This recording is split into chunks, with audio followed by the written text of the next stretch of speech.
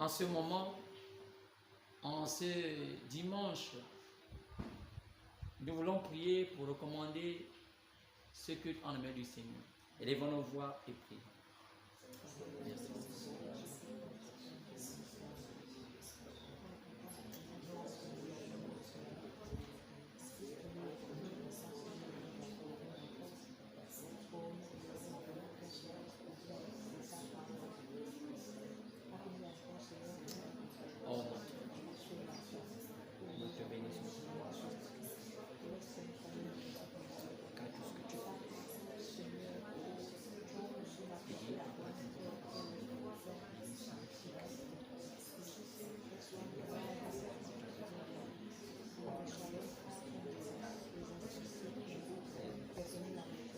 Père, pour le compagnon. Merci encore.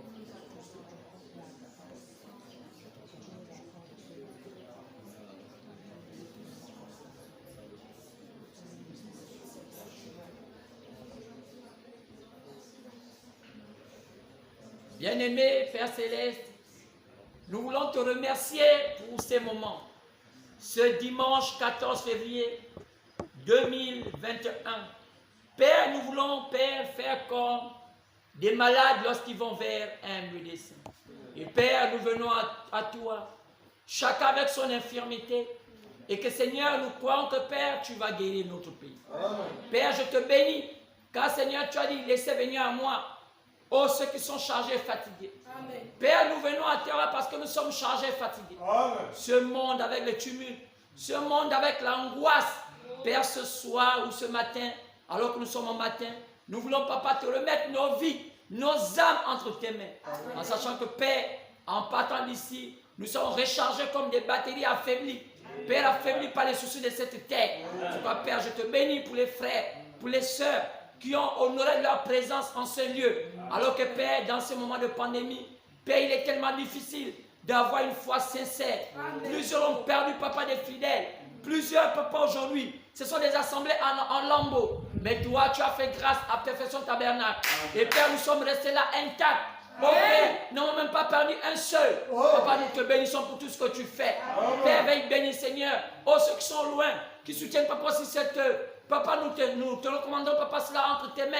Notamment la famille Tanquès. Oh Seigneur, oh Papa, tout cela, Papa, oh Monsieur Tanquès et son épouse, la sœur Sonia Tanquès, et leurs enfants, Glenn et Jean-Jacques, et même nos bien-aimés frères Marie-Blanche.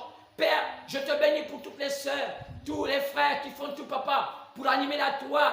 Papa, par leurs commentaires, oh, ils sont tellement nombreux comme ça. Je pense à mon frère David, à la sœur Fatou Leslie, la sœur Cathy et même la sœur de Soleil. Et Père, merci pour tout ce que tu fais. Et même notre frère Wolfgang qui se trouve hors de Libreville à Mwanda. Père, veille le bénir richement. Et papa, souviens-toi, papa, de tout cela, papa. Oh, papa, peut-être, papa, qu'ils ne se connectent pas toujours. Et Père, je pense, papa, Seigneur, à ceux qui ne se sentent pas bien. Papa, dans leur maison, dans leur demeure, quelle que soit la maladie, nous demandons, papa, que tu les guérisses, car tu n'as pas une meilleure coupe. Papa, pour t'étendre vers eux, c'est toi, Père, nous brisons tout esprit contraire à toi, dans leur vie, et même dans nos vies, et même en ce lieu, dans le nom de Jésus. Et nous repoussons, papa, tous ces esprits loin de nous. Car papa, nous croyons que Père, tu n'as pas changé. Tu es le même hier, aujourd'hui, éternellement. Merci encore, papa, pour le culte d'aujourd'hui. Bénis les chants qui ont été chantés. Bénis, papa, Seigneur Jésus-Christ. La prédication qui s'élève prêchée maintenant. Alors que Père, nous l'avons recommandé, tu sois en tes mains. Toi, le Dieu de William Branham. Toi, le Dieu de tous les saints. Tu es le papa de ton peuple Israël. Et Père, tu es le papa, oh Père, de tout ce que nous faisons aujourd'hui. Laisse-nous soigner dans le droit chemin. Alors que je te bénis, je grâce, dans le parfait nom du Seigneur, je viens ainsi prier. Amen et Amen. Amen. Au nom de Jésus avec toi, comme un puissant bouclier, et quand les tentations surviennent,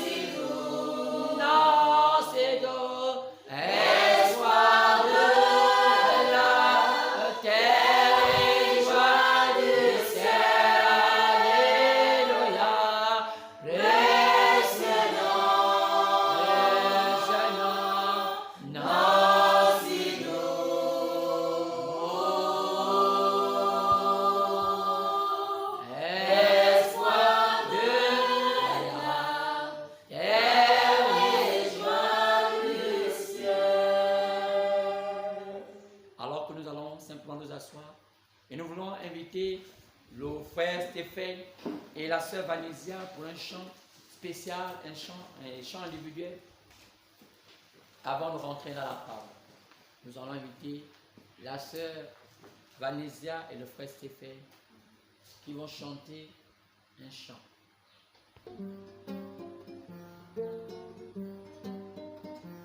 Donne-moi la démarche qu'avait Aaron. Donne-moi la démarche qu'avait Aaron.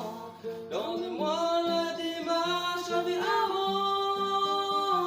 Donne-moi la démarche qu'avait Aaron.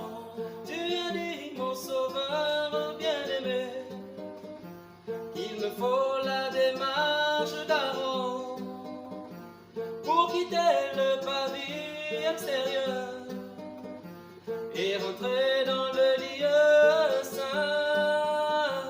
Donne-moi la démarche qu'avait Aaron.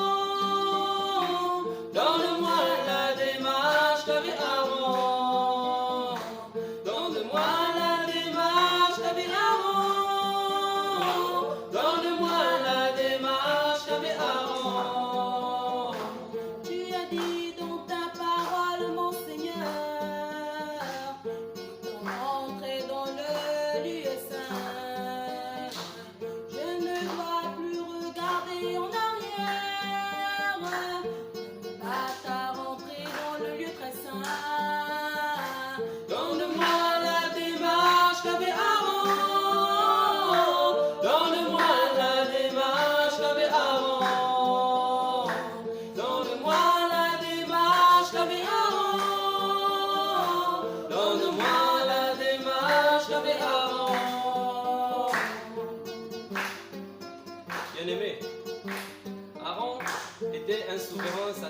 sacrificateur, à qui l'Éternel avait ordonné qu'on lui fasse des vêtements sacrés.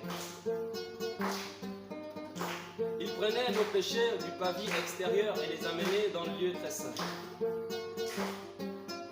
Pendant la marche du pavis extérieur au lieu très saint, il n'avait pas non seulement le vêtement sacré, il avait aussi la démarche appropriée, afin d'être agréable aux yeux de l'Éternel. Donne-moi la démarche qu'avait Aaron. Donne-moi la démarche qu'avait Aaron. Donne-moi la démarche qu'avait Aaron. Donne-moi la démarche qu'avait Aaron. De nos jours, la symbolique a changé. La démarche d'Aaron typifie la parole. De nos jours, la symbolique a changé. Le pavé extérieur typifie la chair. La démarche d'Aaron typifie la parole. La démarche d'Aaron typifie la parole. Donne-moi la démarche qu'avait Aaron. La démarche qu'avait Aaron. Donne-moi la démarche qu'avait Aaron. Donne-moi la démarche qu'avait Aaron. De nos jours, la symbolique a changé. La démarche d'Aaron typifie la parole, par laquelle je dois pouvoir influencer mon entourage pour les emmener au Seigneur. Donne-moi la démarche qu'avait Aaron. Donne-moi la démarche qu'avait Aaron. Donne-moi la démarche qu'avait Aaron. Donne-moi la démarche qu'avait Aaron. De nos jours, la symbolique a changé. Le pavé extérieur typifie la chair. Le pavé extérieur typifie l'esprit. Et la démarche d'Aaron typifie l'âme. Donne-moi la démarche qu'avait Aaron. Donne-moi la démarche qu'avait Aaron. Donne-moi la démarche qu'avait Aaron. Donne-moi la démarche qu'avait Aaron. Donne-moi, donne-moi, donne-moi la démarche qu'avait Aaron.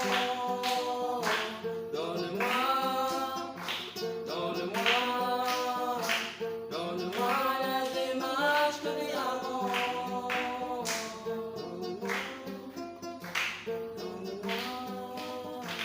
Donne-moi la démarche qu'avait Aaron.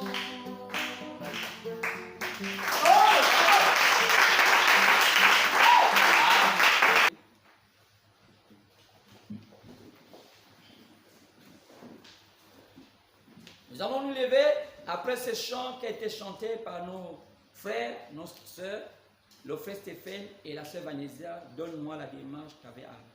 Alors nous allons prendre ce matin dans le livre d'Apocalypse. Apocalypse chapitre 1, partant du verset 3. Nous allons aussi prendre l'Apocalypse chapitre 1, partant du verset 9 à 20.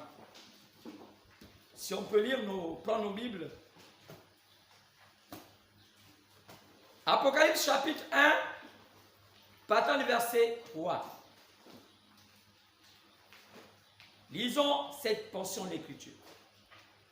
Apocalypse chapitre 1, partant du verset 3. Celui qui lit et ceux qui entendent les paroles de la prophétie et qui gardent les choses qui sont écrites, car le temps est proche. Prenons Apocalypse chapitre 1, partant du verset 9 jusqu'au verset 20. Moi, Jean, votre frère, et qui est part avec vous à la tribulation et au royaume persévérance en Jésus, j'étais dans l'île appelée Patmos à cause de la parole de Dieu et du témoignage de Jésus. Je fus ravi en esprit au jour du Seigneur. Et j'entendis derrière moi une voix forte comme le son d'une trompette qui disait: ce que tu vois, écris-le dans un livre et envoie-le aux 7 églises, à Éphèse, à Smyrne, à Pergame, à Thyatire, à Sardes, à Philadelphie et à Laodicée. Je me retournai pour connaître quelle était la voix qui me parlait. Et après m'être retourné, j'ai vu 7 chandeliers. Donc, en d'autres termes, j'ai vu un chandelier à 7 lampes. Donc, et au milieu de ces chandeliers à 7 lampes, quelqu'un qui ressemblait à un fils d'homme, vêtu d'une longue robe et ayant une ceinture d'or sur la poitrine. Sa tête et ses cheveux étaient blancs, comme de la laine blanche, comme de la neige. Ses yeux étaient comme une flamme de feu. Ses pieds étaient semblables à l'élérin ardent, comme s'il eût été embrasé dans une fournaise. Et sa voix était comme le bruit de grosses eaux. Il avait dans sa main droite 7 étoiles. De sa bouche sortait une épée aiguë à 2 tranchants. Et son visage était comme le soleil lorsqu'il brille dans sa force. Quand je le vis, je tombai à ses pieds comme mort. Il posa sur moi sa main droite en disant: ne crains point, je suis le premier et le dernier, et le vivant, et je t'ai mort. Voici, je suis vivant au siècle et des siècles. Je tiens les clés de la mort et du séjour des morts. Écris donc ces choses que tu as vues et celles qui sont et celles qui doivent arriver après elles. Le mystère de 7 étoiles que tu as vues dans ma main droite et de chandelier à 7 lampes d'or, les 7 étoiles sont ce sont les anges des 7 églises, et les 7 lampes du chandelier sont les 7 églises. Ce sont les 7 églises. Que le Seigneur bénisse la lecture de sa parole dans le parfait nom du Seigneur. Je viens ainsi prier. Amen. Amen. Alors, veuillez vous asseoir.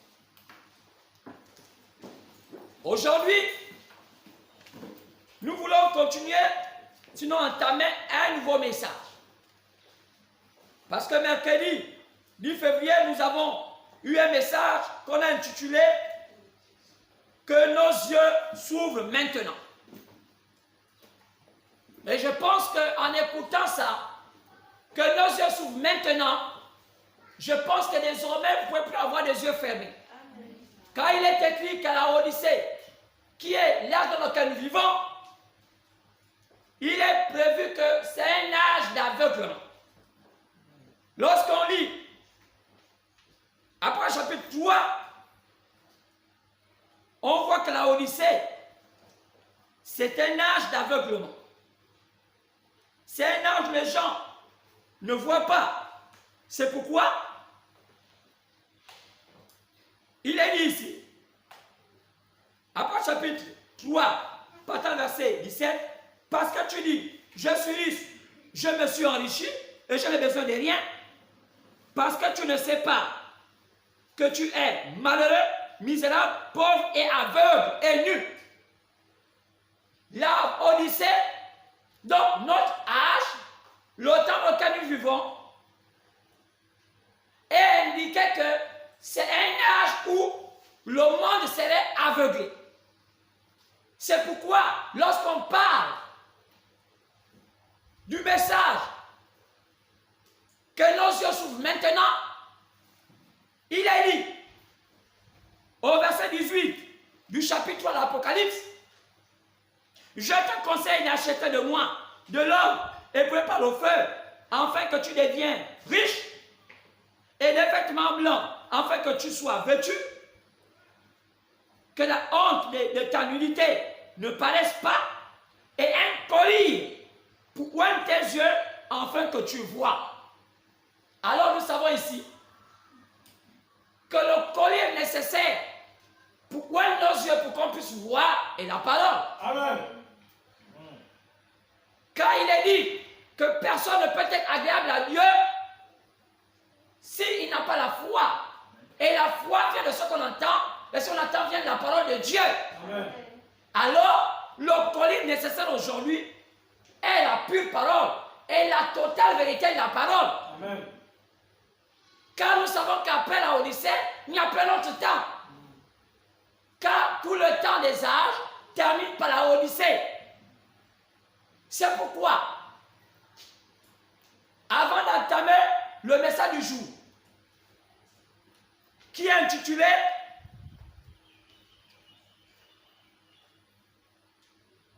À quelle prophétie de la Bible vit la terre aujourd'hui ?» À quelle prophétie de la Bible vit la terre aujourd'hui? À quelle prophétie de la Bible vit la terre aujourd'hui? Pour comprendre l'urgence. Point. À quelle prophétie de la Bible vit la terre aujourd'hui? Pour comprendre l'urgence.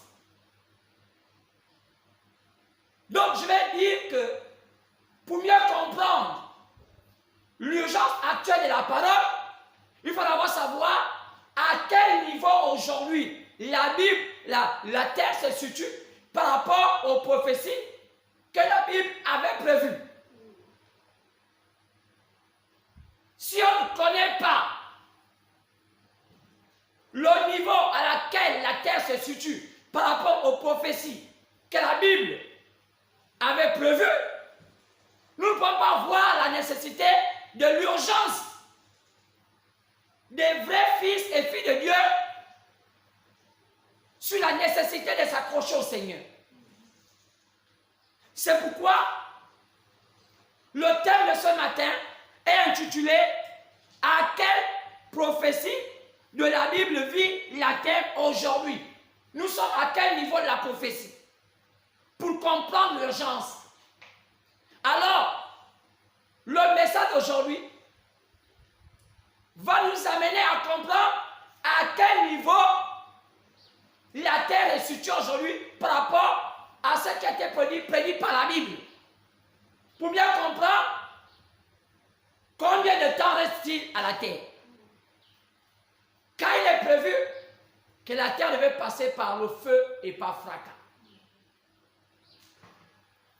Plusieurs peuvent douter.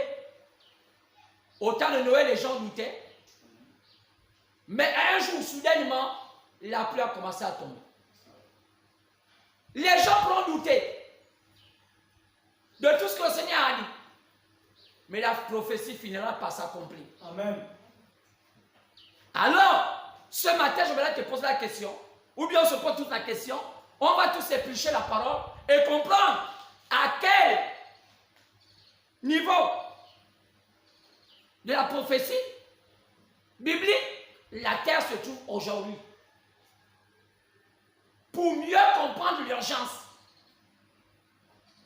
Et quand on va comprendre le niveau à laquelle la prophétie, le niveau de la prophétie à laquelle la terre se trouve maintenant, on comprendra qu'est-ce qu'il faut maintenant faire. Un jour, un homme appelé Daniel avait fait cela, cet exercice. Il a lu le prophète Jérémie. Il a fait des calculs. Il a compris qu'il restait que peu de temps. Ça l'a mené à entrer dans une prière profonde. Pour comprendre que les temps étaient plus qu'avancés, il fallait qu'il prie davantage. Il fallait qu'il s'harmonise avec Dieu davantage, de peur qu'il manque le but. Alors ce matin, la même chose va être faite. Le même exercice que Daniel avait fait va être fait par nous.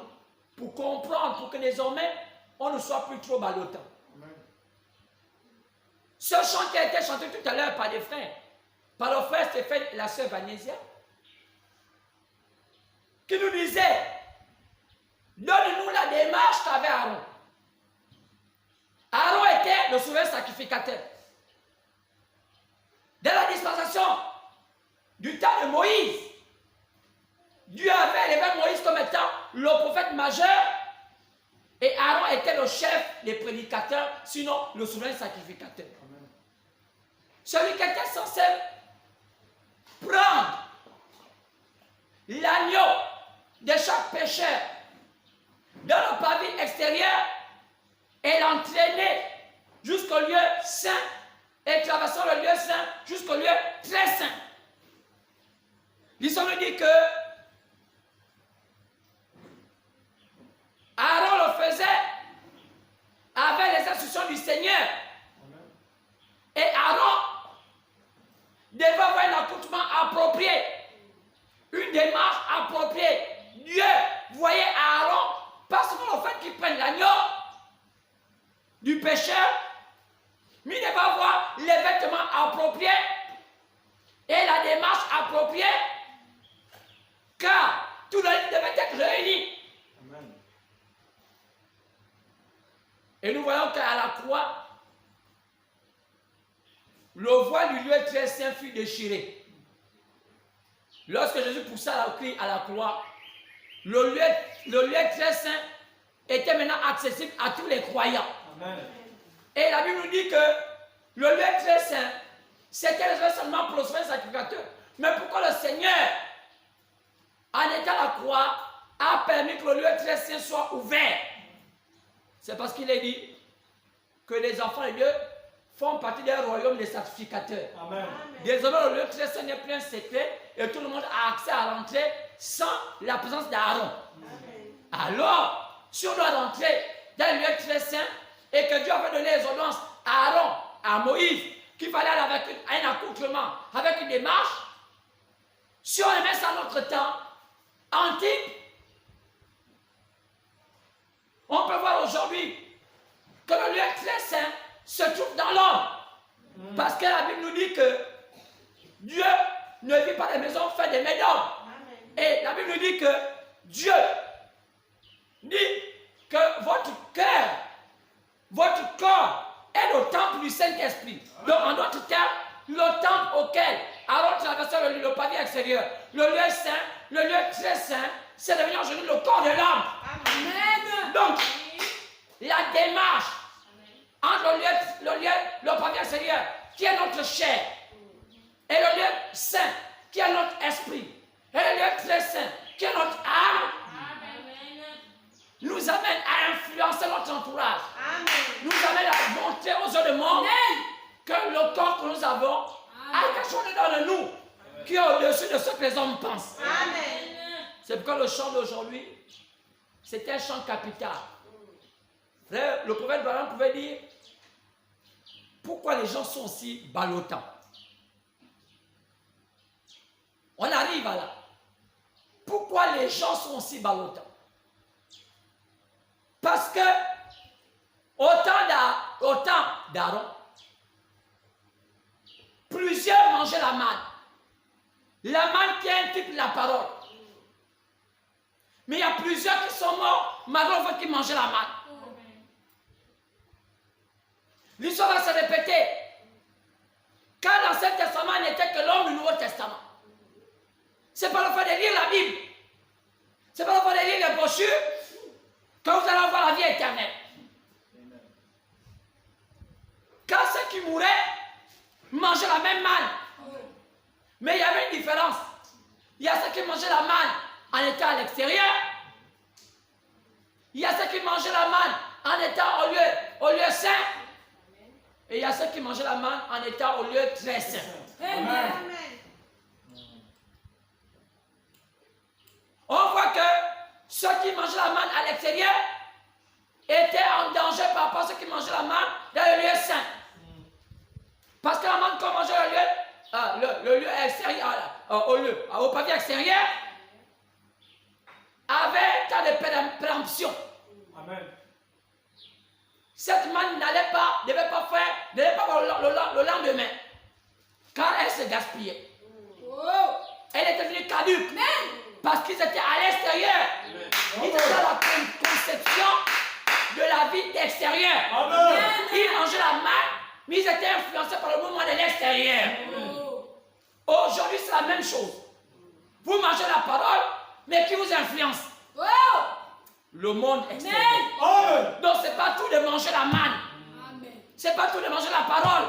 Mais tu es à quel niveau du processus? Amen. C'est pourquoi on remarque que même les Datans et Corée mangeaient la manne, mais ils n'ont pas raté, ils ont péri. Ils ont mangé la manne, ils ont péri. Où est-ce qu'ils étaient? Ils étaient à l'extérieur. Un jour, le Seigneur va dire à Aaron de prendre une cuvette d'or et de mettre la manne dans cette cuvette d'or et d'amener ça dans le lieu très saint. La manne qui était à l'extérieur, qui après avoir récolté ça en mangeant, laissant ça par terre, pouvait se dissimuler et disparaître et pourrir. Lorsque la manne est rentrée dans l'oreille de la Shekinah, donc au lieu très saint, la manne ne pourrissait plus jamais. Amen. Est-ce qu'on peut dire amen? Amen. La manne était dans la présence de la gloire de la Shekinah. Dans cette présence, le bâton d'Aaron qui avait séché, qui n'avait même plus de jus, qu'on espérait même plus un jour voir, ne fût-ce qu'une fleur. Lorsqu'Aaron avait déposé ça dans le lieu très saint, le bâton commença à donner des fleurs. Quoi? Le lieu très saint a redonné la vie au bâton d'Aaron. Pourquoi? Parce que le bâton se trouvait dans le lieu très saint.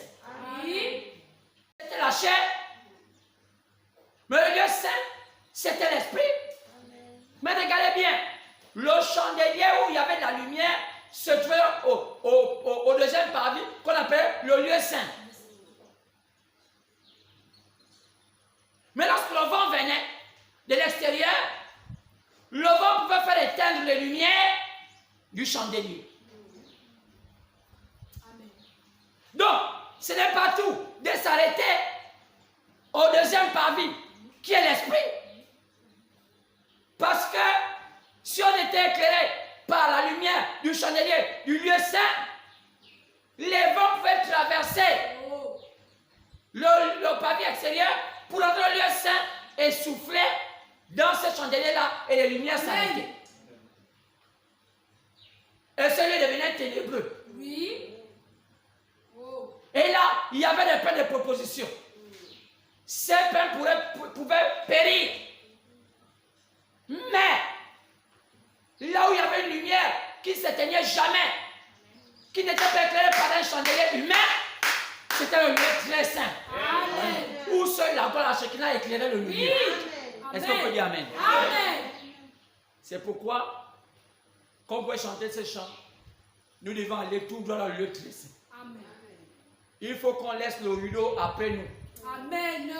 Que même si on a des soucis dans le lieu très saint, on sait que Dieu va ressusciter nos soucis. Même si on a des problèmes dans le lieu saint, Dieu connaît nos soucis. Ce matin, ma soeur, mon frère, je te dis que si même tu es malade, quelle que soit la maladie, si tu vas aujourd'hui dans le lieu très saint, reste seulement là. Tu vas ta maladie, tu vas être guéri.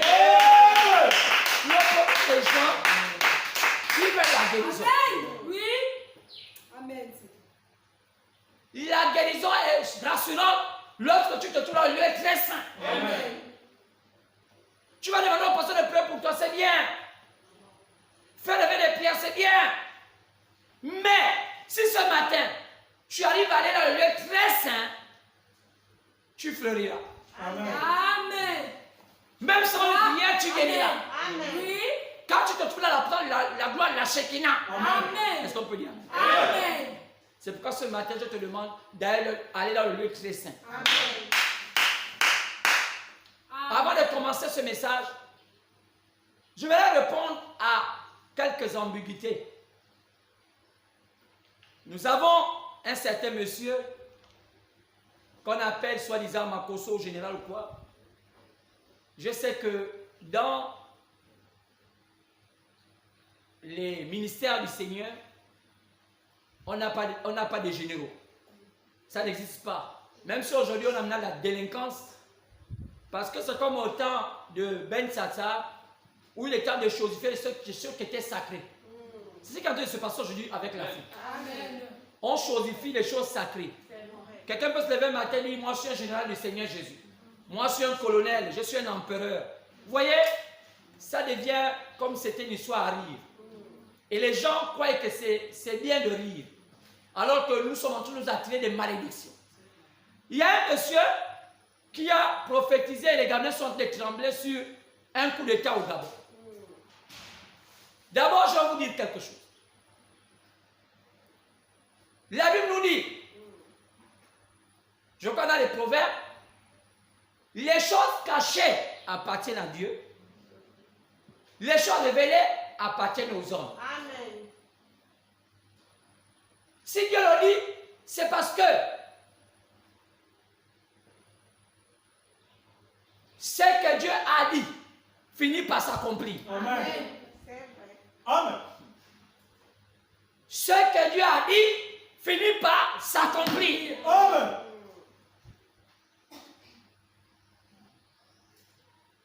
Mais si Dieu ne veut pas que ça puisse s'accomplir, il va permettre à ce que ça soit révélé. Pour que le plan du diable soit déjoué. Amen. Regardez la duplicité. Comment aujourd'hui, il y a des gens qui sont en train de créer la psychose dans l'esprit des Gabonais. La peur. Parce que la plupart du temps, ce sont les enfants illégitimes gabonais qui sont nés de familles à peu près, qui sont devenus des rebelles parce qu'ils ont décidé de devenir des opposants, soit de la famille Bongo, ou je ne sais pas qui, parce qu'on ne les a pas partagé le morceau de pain, ou bien qui étaient avec eux, et qui aujourd'hui, parce qu'il n'y a plus d'entente, ils sont devenus opposants, et ce sont eux maintenant qui ont maintenant la manière de nous donner des prophéties sur la situation du Gabon. Comment voulez-vous croire que les prophéties vont se résumer sur l'invective? Dieu parlant sur les critiques, Dieu parlant sur les réseaux sociaux. Et aujourd'hui, ça prépare dans les Gabonais la psychose. Pour que, on appelle ça, c'est le plan du diable. Pour amener les gens à agir, il faut créer dans les esprits des gens une psychose. Pour leur donner une forme de maladie qui va les rendre névrosés. Donc, quand quelqu'un se trouve dans le qui vit comme un serpent, lorsqu'il allait à un coin, qu'il n'a plus d'issue partir, la seule manière c'est de venir là où il est venu, alors il devient méchant. Ce monsieur Makosso dit, il va avoir un coup d'état d'ici mars. C'est Dieu qui lui a dit. Et les gens le sont en train de se préparer dans les pays voisins. Pays voisins, c'est Congo, Brazzaville, c'est la Guinée équatoriale, c'est le Cameroun. Donc, le gouvernement gabonais sont bêtes de comprendre que la Guinée, son voisin, le Cameroun, son voisin, le Congo, son voisin.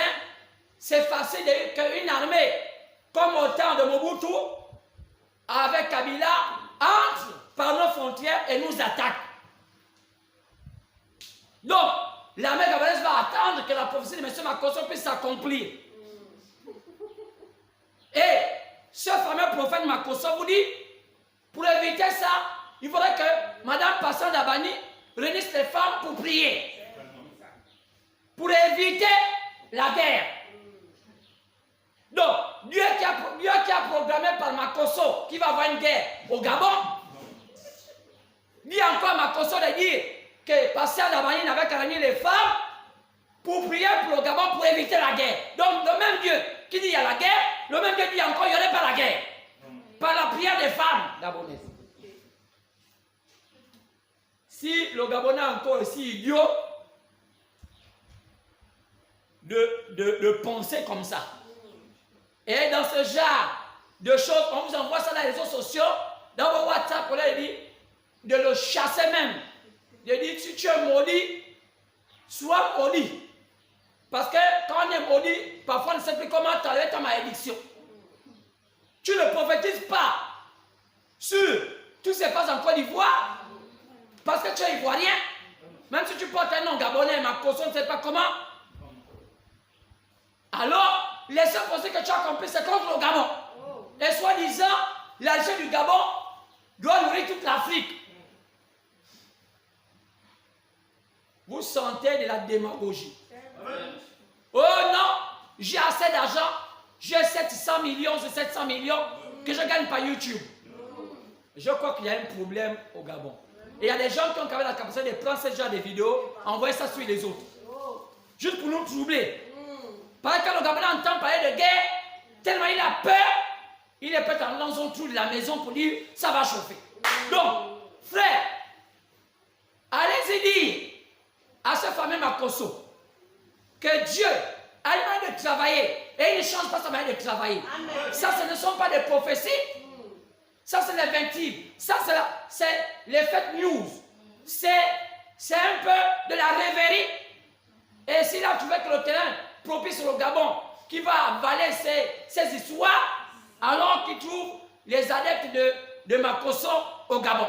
Parce que le Gabon est propice. J'avais déjà dit ça ici. Que le prophète William Maman a dit dans un message appelé lâche. Il n'est pas convenable qu'un homme étant étranger d'un pays s'établisse comme pasteur avec une assemblée dans ce pays-là. Amen. C'est là qu'il y a un problème avec l'État gabonais. C'est vrai. Je ne suis pas contre les étrangers. On ne peut pas s'imaginer que les pasteurs qui traitent d'affaires de spiritualité, les imams, viennent d'autres pays, alors que leur pays les demande, puisqu'ils ont des dons. Ils viennent s'établir seulement au Gabon, parce que c'est au Gabon qu'ils veulent sauver les Gabonais. Leurs parents qui sont restés dans leur pays, ils ne sauvent pas. Donc, ce sont les étrangers où ils sont venus qui veulent maintenant sauver leurs propres parents. Je crois que la charité bien ordonnée commence par soi-même. Si un homme veut d'abord sauver sa propre famille. Amen. Donc, comment ils vont quitter leur famille où il y a le danger pour venir prophétiser un danger où leurs familles ne sont pas inquiétées et là où les familles sont inquiétées, ils ne vont pas prophétiser. Vraiment. C'est l'esprit gabonais là. Et l'État doit remédier à ça. Aux États-Unis, il est interdit qu'un noir américain puisse être leader dans une assemblée. C'est une loi.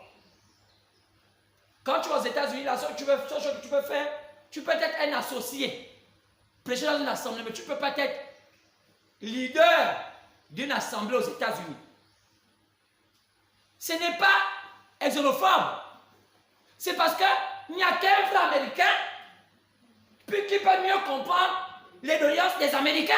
Amen. Comment un Nigérian, parlons seulement du Nigeria. Regardez ce pays. On ne sait pas si ce pays croit en Dieu ou c'est un pays marabout. Et ils ont pour seul mot dans leur bouche Jésus. Un braqueur bloque au nom de Jésus.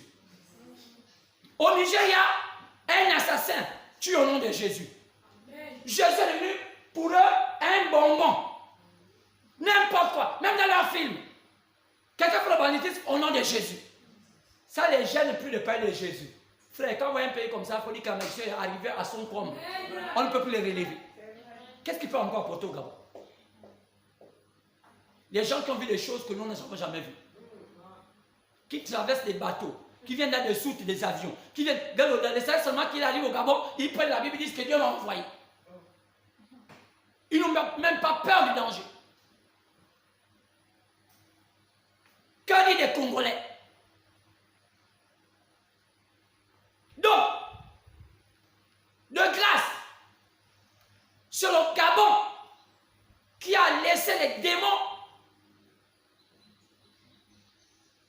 entrer, et ces démons sont en train de créer force chez les populations. Même si aujourd'hui, les gouvernants profitent des largesses des églises contrôlées par des étrangers. Parce que derrière ça, il y a les business. Mais de grâce, laissez le Gabon un peu tranquille. Amen. Laissez un peu le peuple gabonais respirer. Vous qui êtes censés protéger les Gabonais, vous encouragez le banditisme à tous les niveaux. Aujourd'hui, quand les gens viennent au Gabon, ils ne savent même pas si c'est ça le Gabon ou bien c'est un mélange de tout, mais qui ne ressemble pas au Gabon. Au point aujourd'hui, vous allez vous étonner pourquoi tous les dérives qu'on voit avec nos enfants. Parce que nos enfants ne sont pas gabonais. Nos enfants sont gabonais d'acte de naissance. Mais dans la pensée, c'est un mélange. C'est des Maliens, c'est des Sénégalais, c'est des Nigérians, c'est des Ivoiriens, et tout ça dans leur esprit. Parce qu'il y a un mélange tellement de sang. Comment voulez-vous contrôler des gens que on ne maîtrise pas? Tout ça parce que le Gabonais est dans l'ignorance. Donc, une telle prophétie, prenez-la, examinez sans la les Écritures. Vous allez voir que votre fameux prophète Makosso, il a encore créé un buzz pour divertir les Gabonais, pour qu'on s'intéresse à lui, pour que vous puissiez avoir, il a plus de vues, parce qu'il y a des gens qui cherchent à se faire connaître, et puis vous aussi, vous êtes ces adeptes. Comme vous êtes des adeptes d'un aveugle, comme dit la Bible, un aveugle ne peut connaître les autres aveugles dans le trou. Donc, attendez-vous à votre guerre, et s'il y a la guerre, il n'y a que vous qu'on va tuer, parce que votre prophète vous a dit cela. Peut-être que ça, on ne sait pas comment fonctionne un pays. Et aujourd'hui, je pense que nous sommes à un temps où le Cameroun ne peut pas attaquer le Gabon. La Guinée ne peut pas attaquer le Gabon. Le Congo ne peut pas attaquer le Gabon, quelle que soit la malice de ce qu'ils peuvent faire. Pourquoi? Parce que chacun sait là où il repose ses forces. Amen. Donc Makosso, qui a prédit même qu'on va tuer le fils du président, il n'avait que nous préciser lequel, parce qu'il y en a plusieurs. Une prophétie doit être précise. Maintenant, s'il va nous faire comprendre que c'est parce qu'aujourd'hui les Gabonais disent que c'est celui qu'on appelle Nourine, il n'avait qu'à nous préciser. On comprendra que, comme il a entendu en Côte d'Ivoire que les Gabonais n'aiment pas Nourine, que c'est Nourine qu'on va tuer, on comprendra que sa prophétie est liée à un commérage qu'il avait écouté quelque part avec ses amis de France, je ne sais pas d'où. Que Dieu pardonne ces gens d'hommes. On en a assez de soucis comme ça que d'écouter les balivernes des gens qui ne savent même pas ce qu'ils disent. Et au nom de Jésus, je ne sais plus comment dire ici, il faut utiliser encore le nom de Jésus, parce que c'est triste. Maintenant, je voudrais parler aussi de ceux-là qu'on appelle ceux qui se disent branhamistes. On parle de la prophétie sur les 7 visions de William Branham. Pourquoi nous sommes aussi ballotants? William Branham dit que nous sommes aussi ballotants parce qu'il y a deux sortes de croyants. Il y a les croyants, les croyants intellectuels et les croyants spirituels. Les croyants intellectuels ont trop de philosophie avec la parole de Dieu. Et ce sont eux-là qui causent plus de troubles. Parce que comme au temps de Jésus, quand Esaïe avait dit une vierge enfantera, les croyants intellectuels ont dit attends, depuis que tu es né, tu as déjà vu une vierge enfantée. Frère, peut-être que je vais être parmi eux. Imaginez qu'une vierge enfante, il fallait réfléchir à ça, une vierge. Mon frère, une vierge enfantée comment? Elle ne connaît pas rapport sexuel. Frère, les premiers qui ont douté sur ça, c'était les croyants. Les vierges. Frère, qu'il faut regarder les enfants là-bas. C'est pas... Alors, il faut vraiment comprendre que comment les croyants intellectuels conçoivent la parole de Dieu. Ils conçoivent la parole de Dieu avec beaucoup de philosophie, avec des conceptions intellectuelles. Souvent, ils finissent par être bloqués par leur propre philosophie. Alors, on parle de la prophétie de cette vision de William Branham qui a été dite au sujet des visions qu'il avait vues sur Mussolini, sur le communisme, sur la montée des femmes, sur l'évolution de la science, sur la femme faite présidente aux États-Unis, ou bien l'Église catholique, et enfin sur la destruction de l'Amérique. On se souvient qu'il y a quelques années, plusieurs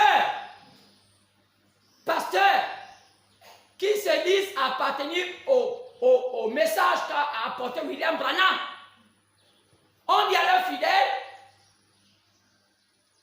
que la 6e vision, c'était Hillary Clinton. Il y a même encore des preuves, parce que ceux qui ont même posté ça dans YouTube. Pourquoi? Parce qu'on a aujourd'hui une qualité de pasteurs qu'on appelle les pasteurs intellectuels. Et ils ont passé tout leur temps à flatter les fidèles avec un message intellectuel. Pourquoi? Parce que sachant que les Africains sont tellement pauvres financièrement et que si le pasteur peut se faire un peu une place au soleil en allant un peu au Congo, en allant au Cameroun, qu'on lui donne quelques droits parce qu'il a prêché, qu'il ait même ne fût que 5 millions entre ses poches, il peut se permettre de dire certaines choses où les gens vont croire que c'est la vérité. Amen. Ils ont commencé à dire que c'est Hillary. Il n'y avait pas de base. Les bases comme Hillary et aux États-Unis, et qu'Hillary fait un peu plus de bruit, c'est Hillary. Et tout le monde était Hillary. Donald Trump est venu, ce n'était plus Hillary. C'était maintenant la femme de Donald Trump. Parce qu'elle a dit qu'elle se ressemblait à Jackie Kennedy. Frère, allez sur YouTube, vous allez voir combien de balivernes, des pasteurs qui veulent faire mentir le message de William Branham. Pourquoi? Je vais vous dire la vérité. C'est Dieu qui est en train de leur disqualifier lui-même. Parce qu'il a dit une chose, que ça n'arrive pas. Considérez qu'il n'est pas un vrai prophète. Amen. Donc ne vous étonnez pas que ces choses arrivent. Dieu lui-même est en train de permettre à ce que ces pasteurs eux-mêmes se disqualifient. Amen. Laissez eux-mêmes se disqualifier. On est parti de qui? D'autres sont partis de Kennedy. Jacqueline, c'était elle. Après c'est plus elle. C'est Hillary. C'est plus elle. C'est Madame Trump. C'est plus Madame Trump. Mais il y a ceux qui n'ont pas, qui se sont réservés d'affirmer des choses qui n'étaient pas claires. Amen. Ça fait un bon bout de temps que nous suivons le mouvement de l'esprit. Et ce mouvement nous a amené à comprendre que quelque chose va se produire. On a compris que cela vient de tomber. On a vu les prophéties s'accomplir parlant de Kamala avec précision qu'une femme va s'habiller en telle couleur. Amen. Depuis que les États-Unis existent. Il y a même un pasteur qui est un chanteur, parce qu'aujourd'hui, dans le message de William Branham, il y a maintenant des chanteurs qui sont devenus des pasteurs. C'est triste de voir que je connais cette comédie. Le groupe des chanteurs qui était en Afrique du Sud. On avait Sylvain Akwala. On avait les Pengue Nata. Ils avaient pour pasteur Zakola. Pour coach pasteur, le défunt Nis Ngalibani. Ils avaient pour église l'Afrique du Sud. Ils savent que dans toutes ces écritures, William Branham ne permet pas ce qu'il faisait là. Amen. Mais dans le show congolais, ils ont persisté dans ce système. Parce que chez eux, ils n'ont pas trouvé mieux de laisser les Sud-Africains évangéliser l'Afrique du Sud. Ils ont préféré s'établir parce que là-bas, ils font en même temps les business pour se faire de l'argent. Même quand la nature les avertit des accidents. Depuis que leur leader est mort, Lys Galibali, ils ont quitté la position des chanteurs qu'on les connaissait. Sylvain Akola est devenu pasteur aujourd'hui. Les Pengue Nathan est devenu aussi pasteur.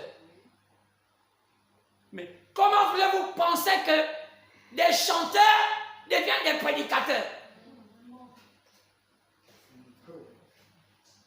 Et William Branham a attiré l'attention des prédicateurs à ce sujet. Pour dire, faites attention avec les chantres. Amen. Les chantres là ont un esprit. Dans l'église, souvent, ceux qui sont du côté charnel sont tous du côté du chant. Parce qu'ils n'aiment pas la parole.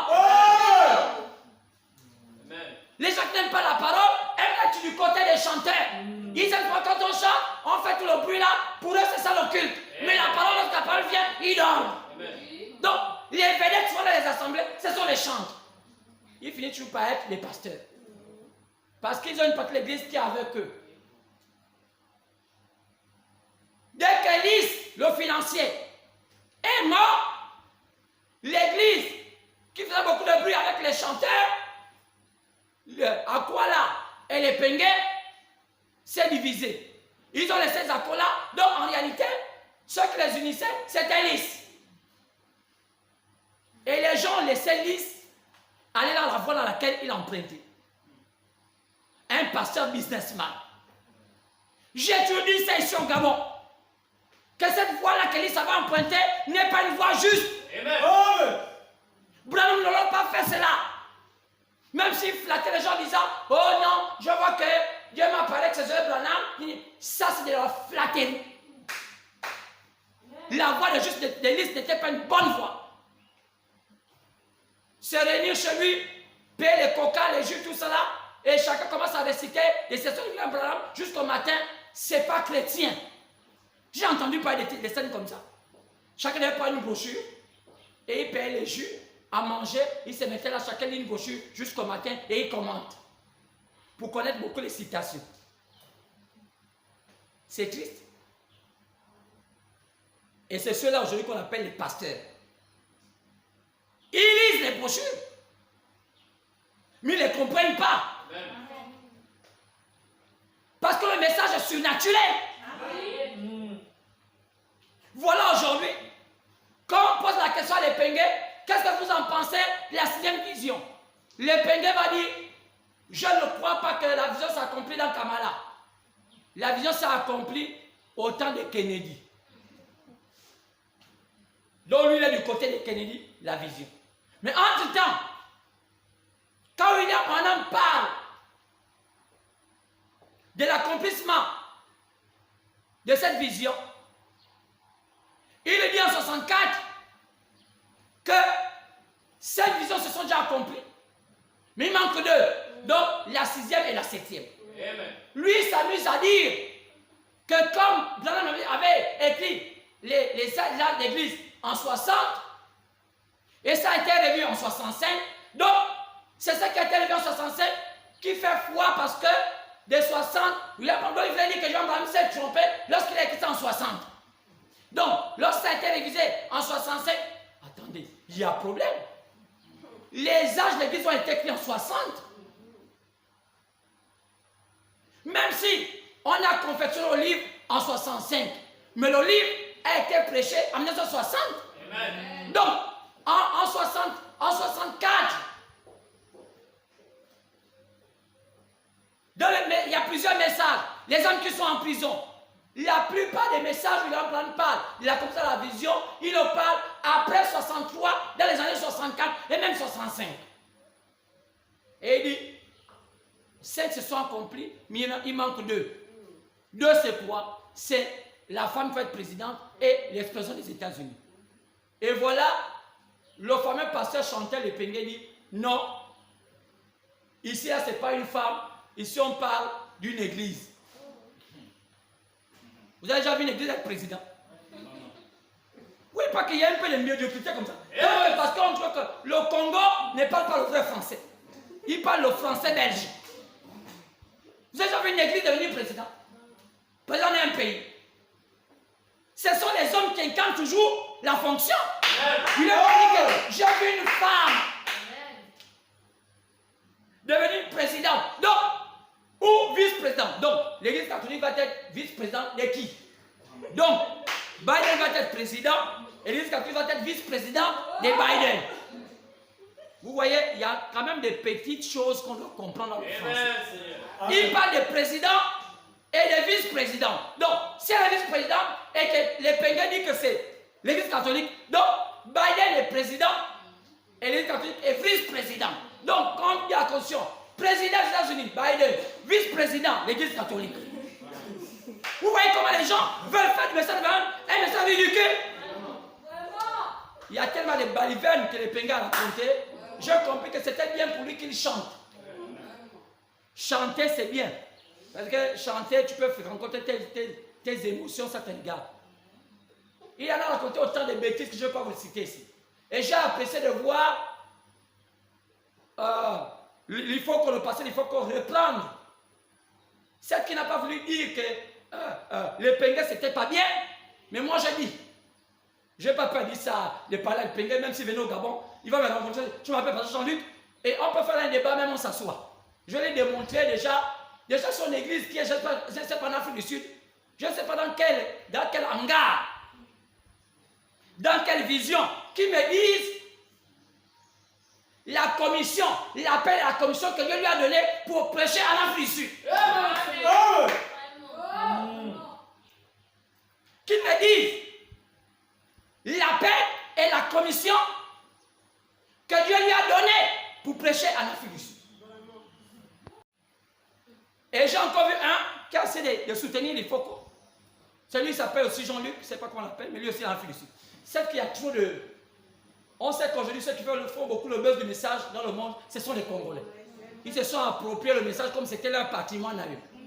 Ça là, vraiment, c'est extraordinaire. Lui aussi, il a un peu soutenu les focaux. Mais la partie où j'ai été un peu sidéré, c'est qu'on lui demande qu'est-ce que vous en pensez de la 7e vision, de l'explosion. Il dit, je pense que ça s'est passé, c'est l'affaire qui s'est passée le 11 septembre. Si on lit les Écritures, bon, lui, il a dit, il pense. Donc, ça le prend comme l'affaire des Kamala. Donc, il commence à penser comme ça jusqu'à cette ligne. On va avoir beaucoup d'interprétations, tout ça pour créer la confusion. Qu'a dit le prophète William Branham? Il dit dans le signe et le temps, le signe et le temps de l'union, il dit l'épouse doit s'unir, le communiste s'unit, les églises aussi s'unissent. L'église doit parler d'une seule voix. Il parle d'un message appelé quelle maison me bâtirez-vous? Le prophète parle de ça. À la page 3 et à la page 4. Il appelle un endroit aussi mort que Tucson. Pourquoi? Il dit parce qu'à Tucson, c'est une ville qui est morte spirituellement. C'est l'ouest de l'Amérique. Il dit là-bas, vous allez voir, sur le plan spirituel, cette ville-ci, je ne connais pas aucun endroit qui soit plus mort spirituellement parlant que Tucson, que la ville de Tucson. Il y a des guerres entre les églises, les disputes entre les pasteurs, les guerres entre les églises, les disputes entre les pasteurs. Pourquoi? Parce qu'on ne fait pas ce que faisaient les apôtres. Lorsque Dieu avait appelé Paul, Pierre n'était pas là. Mais quand fait Paul allait voir à Pierre. Il a expliqué ce que Dieu lui avait dit. Pierre n'avait pas la jalousie. Il a reconnu que ce que Paul dit là, c'est le Seigneur. Amen. Qu'est-ce qui embête les Africains? C'est l'esprit de la jalousie. Amen. Tellement les Africains sont pauvres matériellement qu'ils pensent que lorsque quelqu'un a l'argent, il a réussi. Amen. Chez nous, la réussite, c'est quand quelqu'un a l'argent. Nous, aujourd'hui, allez voir, même une femme africaine pour te respecter, c'est que tu donnes assez d'argent. Là, elle t'appelle chérie. Quand tu l'amènes un peu 100 000, 200 000, là, tu sais, tu vas manger quoi? C'est la malédiction. Vous n'êtes pas digne d'être dans les foyers. Amen. On n'est pas en train de monnaie l'amour, pas de l'argent. C'est de la prostitution dans les foyers. Amen. Tu es seulement en joie quand on te donne de l'argent. Oh, j'aime quand j'ai l'argent, ça m'excite. C'est une prostituée qui fait ça. Quand tu n'as pas l'argent, ça ne t'excite pas parce que tu es prostitué. Amen. Tu vas être dans un endroit de prostituée. Plus tard, tu seras là où tu seras. On va te donner l'argent pour être excité. Tu ne vas pas être excité par l'amour sincère vis-à-vis d'un homme, mais va à la rue. Faites-toi exciter tout le temps. Donc, c'est ça que dit le prophète William Branham. C'est ça qui se passe au Gabon. Je l'entends cogner pour l'envahissement du Gabon par la légion étrangère, mieux aimée par les Gabonais parce que c'est un pays infidèle. Les Gabonais aiment bien ça. Amen. C'est pourquoi on dit, quand vous voulez connaître un pays, regardez les femmes. Alors, donc, on lui posait la question, dit, oh, ce sont le 11 septembre. Oh, parce qu'il y a eu les fracas, les fractures, il y a eu le feu, les brasiers. Vous pensez que William Branham va se contenir? Il dit que les fracas là passent par une bombe atomique. Est-ce que c'est une bombe atomique qui a fait le 11 septembre? Non. Mais les gens, William Branham confirme que une bombe atomique fera exploser. Mais ici, on nous parle du 11 septembre. 11 septembre, ce sont des avions. C'était une bombe atomique. Là où on parle là, est-ce qu'il devait avoir les États-Unis? Une seule bombe atomique.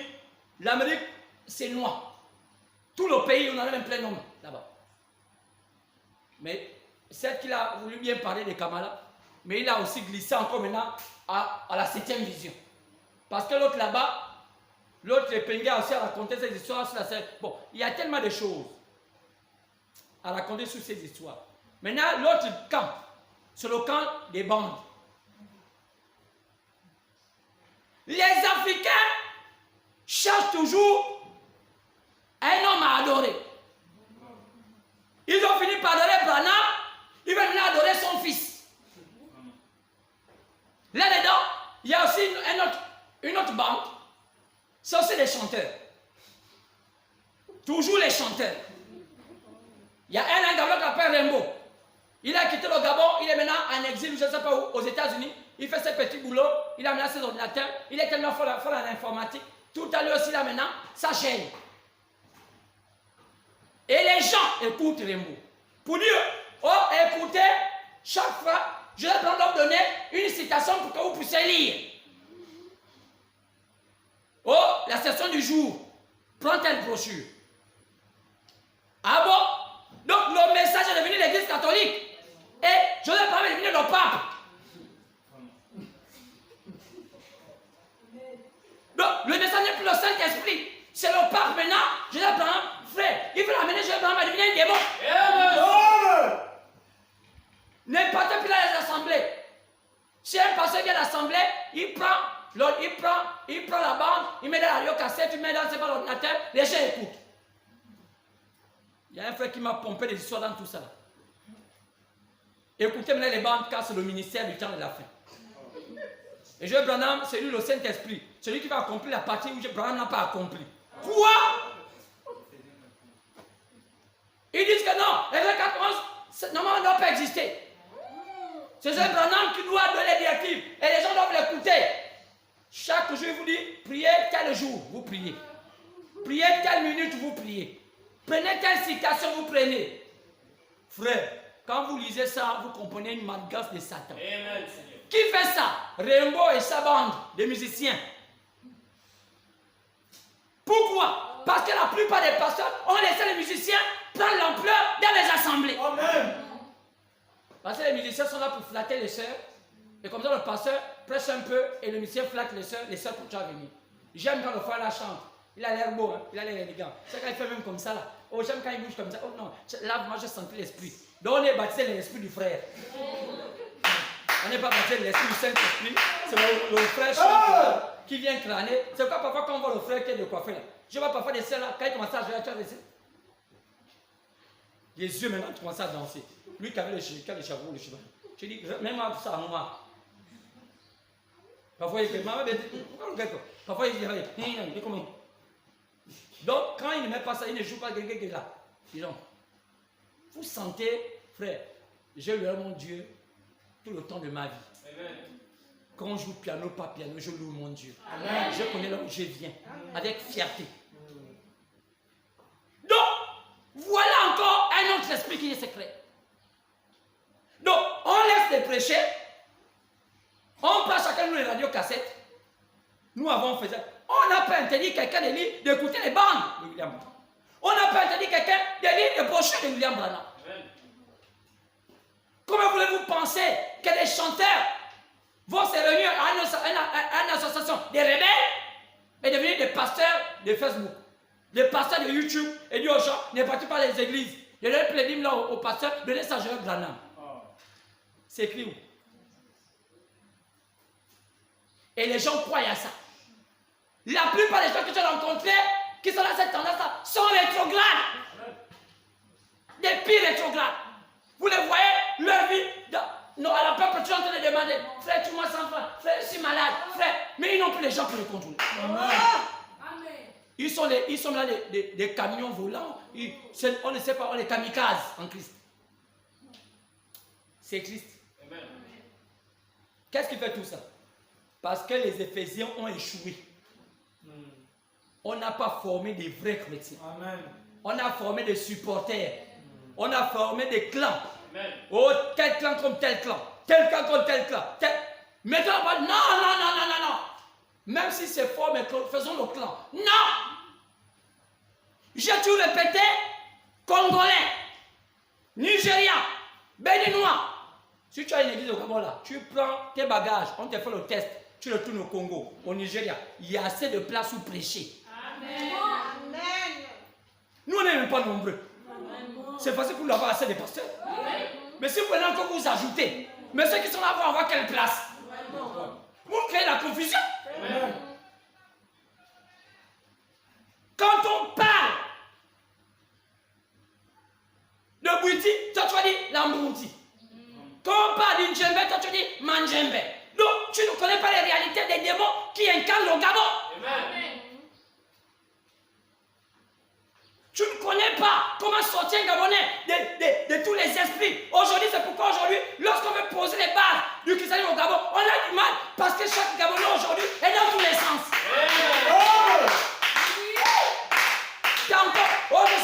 Je suis dans Yédepo. Oh, je suis pas Yédepo. Je suis des Tibi Yeshua. Oh, je suis pas Tibi Yeshua. Oh, je suis. Qu'est-ce que vous dites de tout ça? Frère, le Gabon est devenu un pays, on ne sait plus si c'est un pays. On ne vit que les moments où on attend que tout s'arrête. Amen. Parce que c'est un pays qui n'a plus de sens. Et c'est soutenu par qui? Par des femmes déchues. Les femmes déchues sont spécialistes de créer la zèle dans un pays. Quand une femme est déchue, elle est dangereuse. Elle peut faire du mal. Vous savez l'histoire des Kamala. Elle n'a jamais fait d'enfant. Elle n'a pas d'enfant. Elle a plus emprisonné les gens qu'elle était juge. Elle dit, le nombre de temps qu'elle a passé en Californie, c'est le nombre de temps il y a eu plus de gens qui partaient en prison. C'est-à-dire qu'elle mettait en prison pour n'importe quoi. Donc même si tu as fait une femme comme ça, mandat de dépôt, prison. Tu l'as sifflé à quel mandat de dépôt, prison? Les prisons de Californie se sont remplies. Allez-y voir, avec la statue des Kamala. Tu n'as pas dit qu'elle est cruelle, elle est dangereuse, elle a un sang-froid. Frère, une femme qui ne veut pas les enfants, qui a un mari blanc, elle est noire, elle n'a pas l'affection des enfants, elle est là, la vue carrément pointue comme un chevron. Frère, si vous ne voyez pas la cruauté d'une personne comme ça, c'est que vous ne comprenez plus. Et le fameux pasteur, le Pengue dit, oh, vous pensez que quelqu'un peut être aussi cruel comme les qui avaient tué lui. Qu'est-ce qu'on appelle être cruel? Mais qui a tué 68 millions de personnes? Les gars qui ont tué ça, pas l'armée, pas les militaires. Parce que c'était les peuples qui partaient tuer. C'est le système. Combien le système démocrate ont tué les Américains? Amen. On les Américains à la drone. C'est pas cruel. En 3 jours, le fameux président américain Biden a signé 100 décrets. Il a déjà dépassé tous les présidents des États-Unis. En 3 jours, 100 décrets. Il dit maintenant, PD est légalisé. Homosexualité légalisée. Tu peux te balader aux États-Unis légalisé. Qui lui puisse faire ça? Le diable. Donc, les États-Unis n'a plus de contrôle. C'est une vieille époque qu'on a mis là, qui n'a même pas le sens du savoir. Il vit maintenant, il est comme une poupée. Et on dit non. Et on dit pour la question. Le Bengue pour la question. Est-ce que Patrick Camara gère les États-Unis? Il y a une ignorance. Il n'avait qu'à voir la loi américaine. Quand quelqu'un est vice-président, parce qu'elle n'a pas une passion de pouvoir. Elle a une passion de pouvoir. Quand le vice-président c'est petit, elle siège au Sénat. C'est elle qui a la voix majoritaire. Amen. Maintenant, il y a des gens qui racontent des bêtises. Ouais. On dit oh non, elle n'a pas de pouvoir. Elle n'a pas de pouvoir. Vice-président des États-Unis. Il y a des décrets, même celle ici. Biden va bientôt mourir, elle va prendre tout. C'est même elle qui dit fais ça, il fait. Lui là, on pousse Biden, il tombe. Le même jour, il meurt. Oh, que Dieu pardonne. Amen. Que Dieu pardonne, mes frères. Je ne voulais pas m'attarder à ça, mais j'avais beaucoup de petites choses à vous dire. Que Dieu pardonne, les frères. Ceux qui ne sont pas appelés à pécher n'avaient qu'à se taire. Laissez ceux qui sont appelés à être au feu. Amen. Ils savent préciser la vision. Amen. Et aujourd'hui, on est en train de découvrir qui sont des faux pasteurs, qui sont les vrais pasteurs. Amen. Les faux pasteurs, on est en train de les disqualifier par leur propre prophétie, qui sont fausses. Tous ceux qui ont dit que c'était Hilary sont déjà tombés. Ceux qui ont dit que c'est la femme de Donald Trump sont tombés. Ceux qui ont dit que c'était Jacqueline Kennedy, ils sont tombés. Mais nous, on est dans ceux qui ont dit que c'est Kamala. Amen. Maintenant, on verra si on va tomber. Oh, amen. Nous, on a dit que c'est Kamala. Maintenant, laissons-nous. Vous avez déjà donné votre temps, ça n'a pas marché. Amen. Maintenant, nous, on a dit que c'est Kamala. On a démontré cela. On va vous démontrer comment les choses vont se passer. Amen. Et c'est clair? Oui. C'est pourquoi je vais aller. Je vais te parler de deux choses que vous devez remarquer. Après chapitre 1, partir verset 3. Après chapitre 1, partir verset 9 avant. Je parle de deux choses que Dieu a fait dans ce qu'on appelle être ravi. Dans Apôtres chapitre 1, verset 3, Jean nous montre comment Dieu l'avait ravi pour aller à l'île de Patmos pour voir toutes ces choses qui devaient se produire. Et Dieu lui a dit, prends, écris au messager des âges. Au chapitre 1, verset 9, il a encore été ravi. Cette fois-ci, pas pour écrire au messager des âges, cette fois-ci, Dieu lui a fait montrer comment il devait faire accomplir le plan. Regardez bien l'histoire. Regardons bien l'histoire. Après chapitre 1, partant verset 3, il dit, heureux celui qui lit et ceux qui entendent les paroles de la prophétie et qui gardent ces choses qui sont écrites, car le temps est proche. Heureux ceux qui lisent la parole, qui lisent et qui entendent les paroles de la prophétie. La prophétie, c'est ce que Dieu dit et qui s'accomplit. Heureux ceux-là qui lisent ça. Au chapitre 1, verset 9, au verset 20, il dit, j'ai été ravi en esprit pour voir comment Dieu a donné les lettres aux messagers des âges. Premier ravissement. Deuxième ravissement, c'est au chapitre 4 de l'Apocalypse. Partant verset 1 au verset 2. Après cela, je regardais et voici une porte était ouverte dans le ciel. Et la première voix que j'avais entendue comme le son d'une trompette et qui me parlait dit, monte ici et je te ferai voir ce qui doit arriver dans la suite. Aussitôt, je fus encore nouveau ravi en esprit. Et voici, il y avait un trône dans le ciel et sur le trône quelqu'un qui était assis. On voit ici deux moments où Jean fut ravi en esprit. La première fois qu'il fut ravi en esprit, Dieu lui montra un temps où Dieu devait lui demander d'écrire des lettres qui ne concernaient pas lui. Jean avait écrit des lettres, mais les lettres qui concernaient des individus qui étaient les messagers de chaque temps. C'est à eux qu'avait mission de lire ce que Jean avait écrit de la part du Seigneur. Car la Bible dit ici que le premier ravissement, d'abord chapitre 1, pendant verset 9 à 20, Dieu l'a ravi pour qu'il puisse écrire les messages qui étaient concernés aux 7 messagers des 7 temps prévus où devaient sortir les élus. Lisons bien cela, vous allez voir. C'est quand on parle du plan du salut, le plan du salut a plusieurs paramètres. Le salut des gentils est différent du salut d'Israël. Et les élus viennent des gentils. L'épouse vient des gentils. C'est pourquoi, quand on voit ici, à 20, Jean nous parle des 7 temps. Les 7 temps qui sont marqués par 7 noms des villes. Éphèse, Smyrne, Pergame, Thyatire, Sardes, Philadelphie, Laodicée. 7 temps.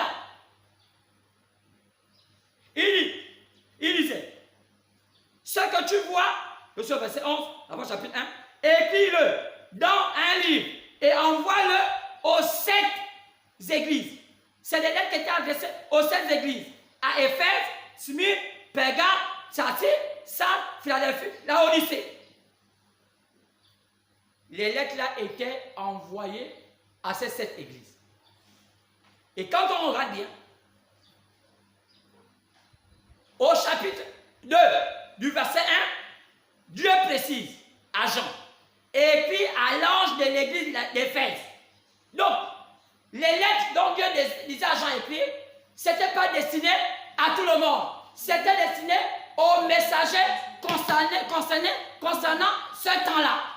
Donc, c'est ce messager qui connaissait le contenu de ce que Dieu avait dit à Jean d'écrire. Donc, c'est d'abord lui qui allait prendre connaissance du message et donner ça au peuple à peu près par rapport à son temps. Amen. Donc, tout le salut résumé sur ce que le messager de ce temps-là allait dire parce que la lettre était adressée à lui. C'est lui qui allait donner le contenu de la lettre que Dieu avait donné à Jean d'écrire. Donc, chaque temps était suspendu sur le message de chaque individu qui était programmé pour chaque temps. Amen. Le messager d'Éphèse, le message était pour Éphèse. Le message était pour lui, pour dire au peuple d'Éphèse. Le messager de Smyrne, le message était prévu pour lui, pour donner au peuple d'Éphèse. Donc, chacun de ces temps-là, le message n'était pas adressé à tout le monde, mais adressé au messager. Amen. Donc, pour connaître ce que Dieu devait dire par rapport à ton temps, il fallait connaître celui à qui Dieu a adressé la lettre. Amen. L'ange de ton temps. Est-ce qu'on peut dire amen? Amen. C'est la Bible. Je ne prends même pas les brochures. Ça s'aligne.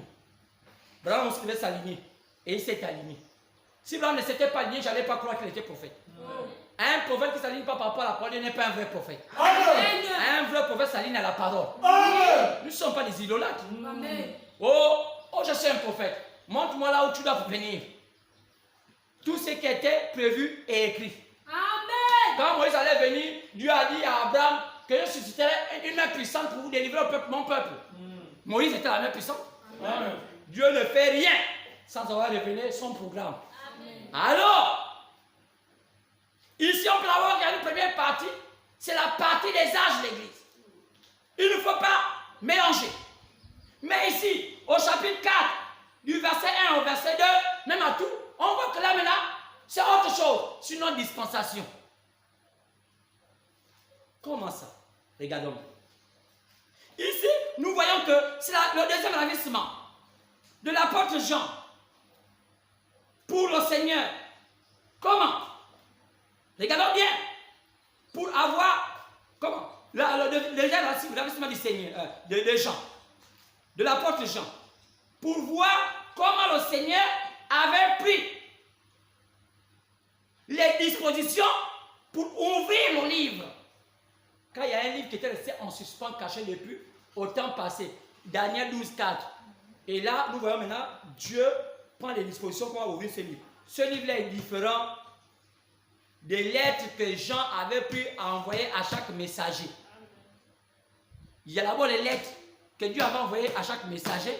Il y a aussi le temps où on va ouvrir le livre mystérieux. Donc, c'est pourquoi une partie on appelle ça les âges de l'Église, une partie on appelle ça l'ouverture des sceaux. Est-ce qu'on peut dire amen? Amen. Donc, il y a les âges de l'Église et il y a l'ouverture des sceaux. L'ouverture des sceaux ne peut se faire qu'à la fin des âges de l'Église. Et nous savons qu'à la fin des âges de l'Église, on appelle son autre thème la Pentecôte. Amen. Car toute personne devait aller à la Pentecôte parce que les apôtres terminaient leur ministère à la Pentecôte. Et nous, pour être en ordre avec Dieu, il fallait qu'on vienne d'abord à la Pentecôte pour après prendre l'autre étape.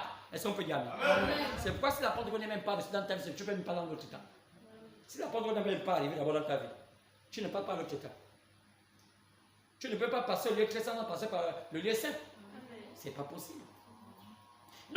ici au chapitre 4, on voit ici que nous voyons que le deuxième ravissement de l'apôtre Jean, c'est pour voir comment le Seigneur avait pris les dispositions pour ouvrir le livre des 7 sceaux. Ce livre, tant entendu par tous ceux qui croient au Seigneur Jésus, où le Seigneur avait caché tous les mystères du plan du salut, restés en suspens, selon ce qu'il a écrit dans Jean 16, verset 12. J'ai encore des choses à vous dire, mais vous ne pouvez pas le supporter maintenant. Seigneur, qu'est-ce que tu as encore nous dire? C'est trop fort pour vous que vous supportez. C'est des choses puissantes de la vie. Comment vous allez arriver à gravir, à supporter les deux montants de la fin? Ils seront tellement difficiles à supporter. Oh, vraiment. Nous voyons que le ravissement de l'apôtre Jean n'avait rien à y voir, n'avait rien à voir avec le premier. Le premier, c'était pour les 7 âges, le temps où nous avons les âges devaient se faire pour que Dieu puisse choisir chaque message, chaque an, chaque ouin, dans chaque temps. Ça, c'était les temps, les âges. Chaque temps, il devait avoir un choix des élus. Autant de Fès, un choix. Autant de Smyrne, un choix. Autant de Pergame, un choix. Autant de Thyatire, un choix. Autant de Sardes, un choix. Autant de Philadelphie, un choix. Autant de Laodicée, un choix. C'est tous ces choix-là qui vont former l'épouse de Jésus. Amen. Maintenant, l'épouse de Jésus, quand ils sont formés, maintenant ils peuvent maintenant manger le livre. Est-ce qu'on peut dire amen? Est-ce que vous comprenez ça? Amen. Donc, la première fois, c'était pour montrer la disposition des âges de l'Église. Mais la deuxième fois, c'est là où on mange le livre nécessaire pour donner la foi, pour aller à l'enlèvement. Ce sont eux qui avaient pour mission de révéler le contenu de la lettre. Quoi? Le message de chaque âge. Selon leur classement, ils devaient éclairer le peuple de Dieu selon le temps dans lequel ils vivaient. C'étaient eux les messagers. Personne ne pouvait être agréable à Dieu s'il n'était pas connecté à leur message. Amen. Il y avait 7 messagers, il y avait 7 temps.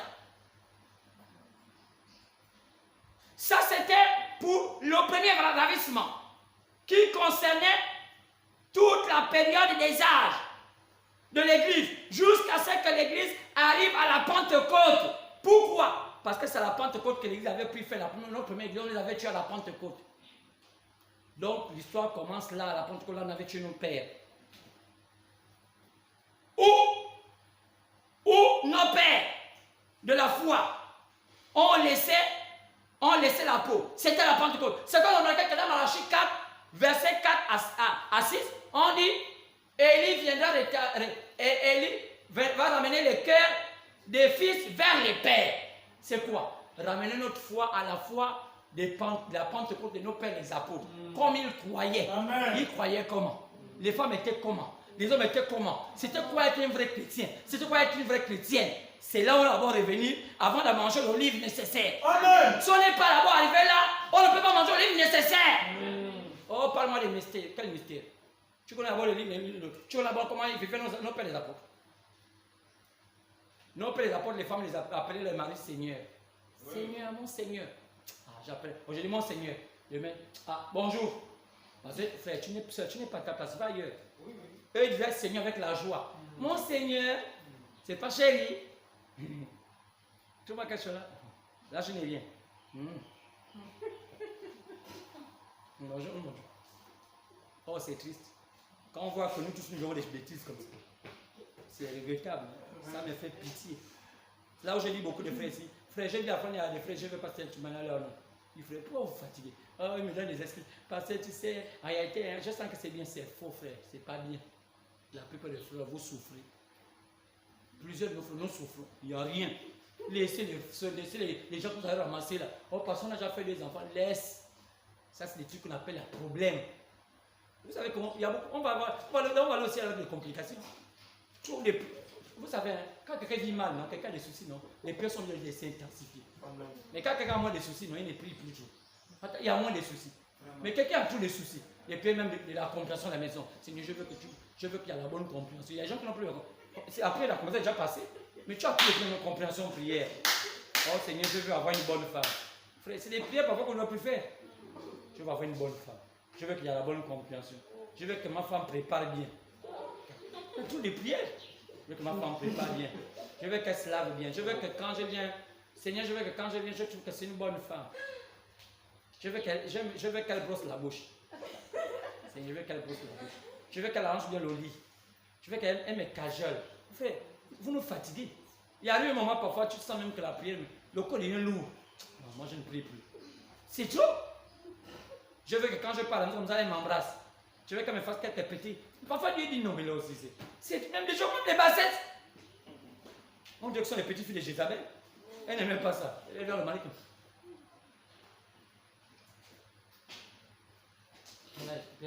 Jézabel, c'est comme ça, elle est assise comme dans le pied, un pied là-bas. Jézabel, hein, vous le voyez, leur vie, ils s'en foutent. Elle peut mettre le pied même accrocher mon fauteuil.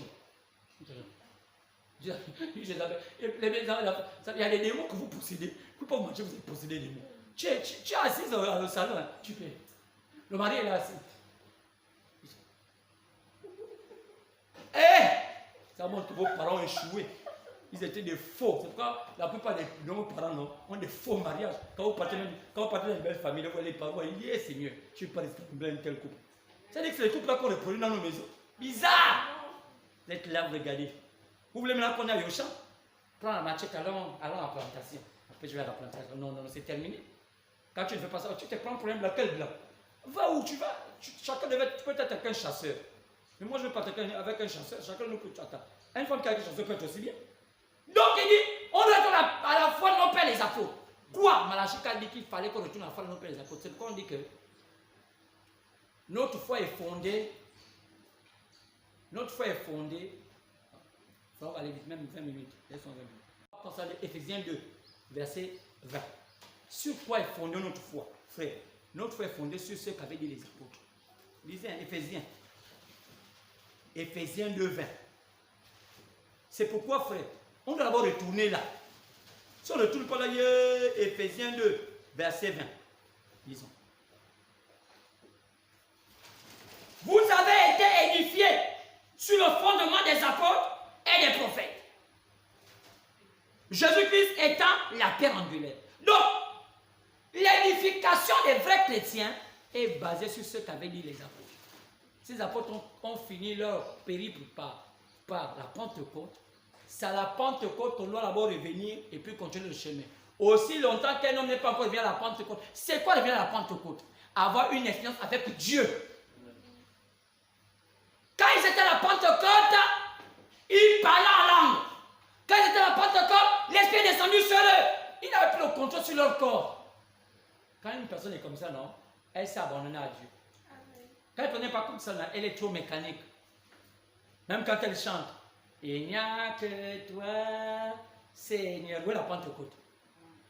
La Pentecôte, il n'y a que toi, oh Seigneur. Mais tu es là, il n'y a que toi, oh Seigneur. Ça, tu n'as pas fait la Pentecôte. Hein? Tu n'étais pas rentré, tu étais dehors. Tu écoutais les gens en train de parler, tu dis, oh, moi j'essaie d'imiter. Mais ce n'est pas la Pentecôte. C'est pourquoi c'était le premier ravissement. Le retour d'abord des enfants de Dieu à la Pentecôte. Parce que ça a été brisé. Les âges de l'église ramènent les élus d'abord à la Pentecôte. Amen. Tu ne peux pas manger les 7 sorts si tu n'es pas besoin du Saint-Esprit. Non, ça ne va pas rentrer ma bien. Si tu m'as moi je vais écouter les sorts. Papa, les sorts disent comme tu es là-bas passé par la Pentecôte. Papa, la Pentecôte c'est quoi? Maman, le jour où tu tombes, tu sais pas pourquoi je tombe. Tu pleures, tu sais pas pourquoi tu pleures. Tu sens comme tu as l'amour du Seigneur. Non, quand tu n'es pas encore passé par là, non. Tu es une personne qui amène des problèmes. Amen. Après cela, le Seigneur doit venir dans son avènement.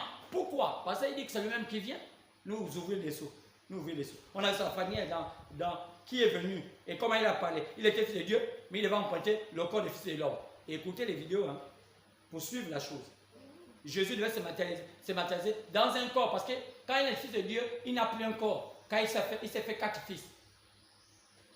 La seule partie, le fils invisible, c'est quand il est fils de Dieu. Donc, en ce temps-là, il est fils de Dieu. Alors, pour qu'il ouvre le sceau, il fallait qu'il emprunte un corps physique pour parler ce que les sceaux avaient dit. D'où la Bible prévoit un corps physique au temps de la fin. Un prophète. Donc, quand vous ne comprenez pas ça, oh, nous on n'aime pas Branham. Ça n'engage que vous.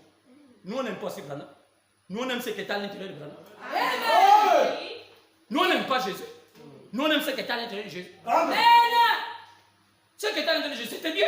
Amen. On peut ne pas aimer Jésus, mais on aime ce qui est à l'intérieur de Jésus. On ne peut pas aimer Branham, mais on veut ce qui est à l'intérieur de Branham. Tu n'étais pas venu, on devait être tous soit les catholiques, soit les éveillés comme les femmes, prophétesses, pastoresses, tout le monde, on ne sait pas comment on va être. Avec des copains en Jésus, on a vous pomper des bébés d'alliance des sœurs frères en Christ et on a arrêté ça.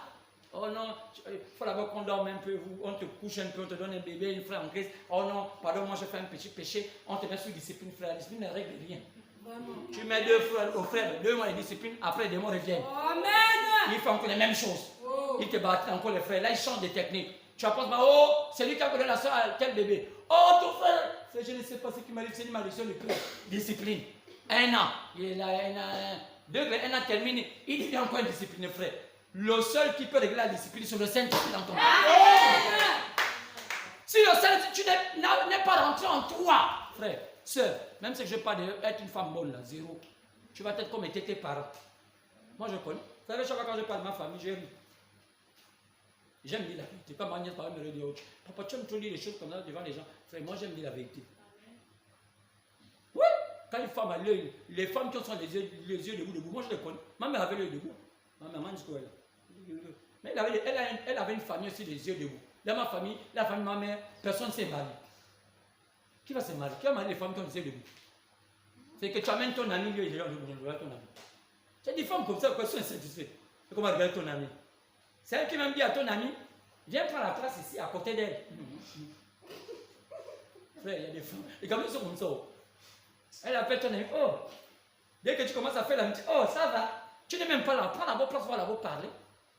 Tu le connais? Non. Tu parles de lui pourquoi? Bonjour, bonjour. Oh, ciao, Catherine. Et vous? Ah, je suis par là, quelque part là. Je sais pas. J'ai un gars qui m'a amené. Bon, je te dis, bon, je ne suis pas encore mal. D'accord, mais faites vous belle. Merci. Allez, viens là. Ça va? Ça va? Je suis à côté ici. Je suis en épicé. Et quand tu chasses, on tient une esprit anti-mariage. Un petit truc comme ça, tu me sépares, les séparations. Comment j'aime les séparations? Moi, j'aime mon père. Ma mère, quand elle était dans l'ombre, le seul endroit où elle a bougé son bord, c'est devant le bouge, taper le tam-tam. Donc, elle ne doit pas venir jouer, elle ne doit pas bouger le bord devant son mari. Est-ce que le tam-tam dit, viens bouger le bord devant moi? C'est comme. Tous les gens sont là debout. Tout le monde sont assis. Donc, tu peux même bouger devant ton mari. Tu vas le bouger de ta tête. L'esprit de légèreté. Les Gabonais, les Gabonaises, les Africains aiment ça. Il n'y a pas la certitude. On n'est pas sûr de ce qu'on veut faire. C'est qu'on fait beaucoup les bébés. Demandez une Gabonaise. Frère Mami qui est aux États-Unis, on est arrivé à un stade où on ne sait pas si l'enfant de 12 ans pour encore être vierge. Au Gabon, on compte maintenant. Si tu vas à partir de 15 ans, de 15 ans jusqu'à tu montes, si tu trouves encore parmi là une Gabonaise vierge, il faut dire merci mon Dieu. Pourquoi? Mais c'est une vie d'incertitude. L'enfant abandonné, l'enfant à la merci de lui-même, c'est le même qui travaille, c'est le même qui fait ses fournitures, c'est le même. Le Gabon! Tu viens une soeur qui a déjà trop de choses. Koulibaly est passé par là, Abraham, Moutinga, Grégoire, Yogé, Mba. Tous les esprits là sont sur elle. Quand tu dis, ah, ma soeur, c'est pas bien comme ça. Non, moi je suis pas dedans. Elle passe en bas. On était avec Mba. Il aimait quand je fais le bouillon. Moi je veux pas de bouillon. Je m'en fous. C'est pas une nourriture, mais non, ça ne dépend de ce que moi je veux manger. Si tu étais au bouillon avant avec Mba, moi je ne suis pas au bouillon avec Mba, c'est pas moi Mba. Ça te regarde. Tu ne vas pas manger, tu restes. Tu dis, bon, ma soeur, va chez tes parents. D'abord, j'ai compris que tu n'aimes pas le mariage. Je n'aime pas le mariage, frère, c'est comme moi, quand je regarde les gens parfois, j'ai peur d'une personne qui s'abstient. Parce que les temps sont difficiles. Oui, monsieur. Car le Seigneur doit venir dans son avènement pour sortir les véritables croyants du mélange qui se fait pendant toute cette période des âges, de leur mélange. Satan, c'est ce mélange. Quoi c'est? Lisons Matthieu 13, 24 à 30.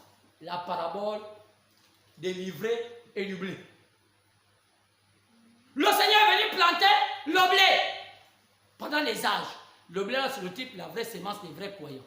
Satan s'est venu mettre l'ivraie, mélangé. Donc, l'ivresse, c'est une herbe qui ressemble au blé. Lisez Matthieu 13, 24 à 30. C'est ce qui s'est passé dans les âges de l'église. Maintenant, comment faire? On va arracher. Il dit, n'arrachez pas ça maintenant. N'arrachez pas ça au temps d'Éphèse. N'arrachez pas ça au temps des Smyrne. N'arrachez pas ça au temps des Thyatire. Pas de Pergame, pas de Sardes, pas de Philadelphie. Parce que sinon vous allez confondre le blé et l'ivraie. Attendez le temps de la fin. Chaque folie serait manifeste. Frère, aujourd'hui, quand tu prêches le message, non? Quand tu sais que tu n'aimes, parfois quand tu dis, tu sens quand même que ça t'énerve. Moi, je ne peux pas croire ça. Frère, ça montre que tu es livré. Ça montre que tu es livré. Quand tu es un vrai blé, je dis, moi, je dis Amen. Amen. Je suis une fausse, là, je sens que là, j'ai failli, je ne suis pas à la hauteur. Moi, je ne sais pas qu'on me parle là. Tu es livré. On ne fera pas te mettre à côté. Amen. Le blé reste le blé. Le livret boule. Bleu, moi, je m'en fous. Il doit descendre avec un message, sans mélange. Quoi? 1 Thessaloniciens chapitre 4, 14 à 17. C'est là où s'accomplit l'ouverture des sceaux. L'ouverture des sceaux s'accomplit l'avènement du Seigneur. Mais si quelqu'un peut lire ça, c'est pas 1 Thessaloniciens parce qu'on me dit que le temps est plus que proche. Quelqu'un, 1 Thessaloniciens chapitre 4. 1 Thessaloniciens chapitre 4, verset 14 à 17. Quelqu'un a camélé ça rapidement. Quelqu'un peut camélé ça rapidement. 1 Thessaloniciens 4, 14 à 17. Bon, si quelqu'un ne peut pas, vous êtes déjà habitué. Moi, je ne sais pas. Bon, en tout cas, vous allez lire ça. Il y a tout un paramètre. Le paramètre. Quoi? La venue du Seigneur dans son avènement. Oh non, le pasteur, oh, toi tu dis bon. Car si nous croyons, non, c'est pas là. C'est ça. Voilà. On peut aller au verset même 15. Voici, en effet, ce que nous vous déclarons. D'après la parole du Seigneur, nous les vivants, restés pour l'avènement du Seigneur, nous ne dévancerons pas ceux qui sont morts. Car le Seigneur lui-même a un signal donné. Le Seigneur lui-même a un signal donné.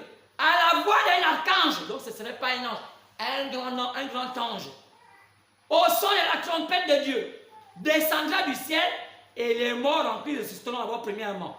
Et ensuite, nous les vivants, nous serons restés, nous serons tous enlevés, nous serons ensemble enlevés avec eux sur les nuées. Quoi? Quand les sceaux viennent et s'ouvrent, ces choses-là s'accomplissent. Quoi c'est? Il y a d'abord quoi? Il y a d'abord un signal qui se fait. Il y a une voix. Donc, le signal là, c'est un cri. Mais ça s'accomplit à quel moment? Ça s'accomplit lorsque les sceaux sont ouverts. Donc, en réalité, à quel niveau nous nous trouvons aujourd'hui? Est-ce que les sceaux étaient ouverts? Oui. Lorsque les sceaux étaient ouverts, qu'est-ce qui s'est produit? Il devait y avoir trois choses. Un signal qu'on appelle un cri, la voix d'un archange, le son d'une trompette. C'est ce que nous dit Apocalypse chapitre 10, partant du verset 7. Mais qu'à la voix du septième ange, quand il sonnait la trompette. Donc, lorsque le sceau s'ouvre et que Jésus, sous la forme de Fils de Dieu, prend le contrôle du corps du prophète du temps, Fils de l'homme, tout ce qui s'accomplit par le message, c'est 1 Thessaloniciens chapitre 4, verset 15 à 17 qui s'accomplit. Quoi c'est? Le processus de l'enlèvement est déclenché. Amen. Donc, le message qui est prêché, selon 1 Thessaloniciens chapitre 4, 15 à 17, c'est le message de la résurrection. C'est ce qui donne la foi. Donc, tout le message qui est prêché là, c'est Jésus lui-même qui restaure l'homme. Amen. Qui ramène l'homme à la position perdue. Stéphane ne dort pas. Stéphane ne dort pas. Ce message qui est ouvert, qui est donné à la deuxième partie, donc, pas durant les âges, mais à la fin des âges, le message qui est ouvert là, c'est le message qui donne la foi nécessaire, qui change l'homme. C'est pourquoi ça amène l'homme à la résurrection. Amen. Donc l'homme était déjà mort. Étant vivant, il était déjà mort. Il y a un cri, il y a une voix d'archange, il y a un son de trompette. C'est ce qui ressuscite l'homme quand il est mort dans son esprit. Ce sont les sceaux là. C'est à ce moment-là que ceux qui étaient déjà morts physiquement et même morts spirituellement, parce qu'ils n'avaient pas écouté le message parfait, et ceux qui n'avaient pas encore eu la mort physique, mais qui étaient déjà morts spirituellement, c'est à ce moment-là que tous se ressuscitent.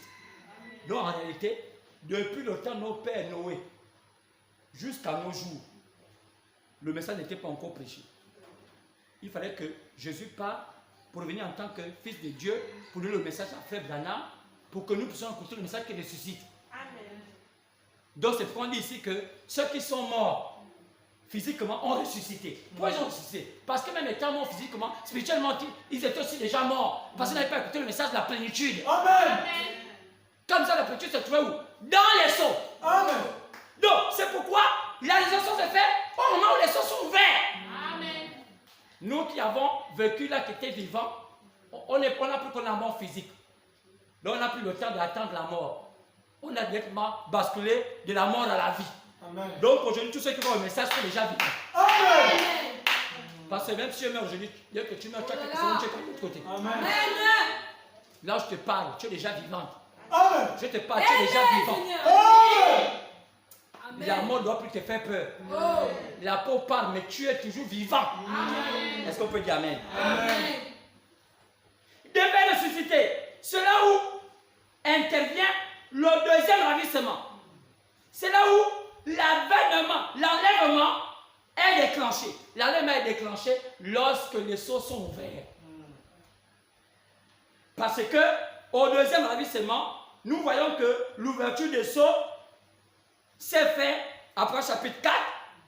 L'épouse est enlevée. L'épouse est enlevée après le chapitre 3. Donc après le 7e temps, Jean fut ravi. Et nous voyons que l'ouverture des seaux se fait au chapitre 4, au chapitre 5. Et après on peut avoir le chapitre 6.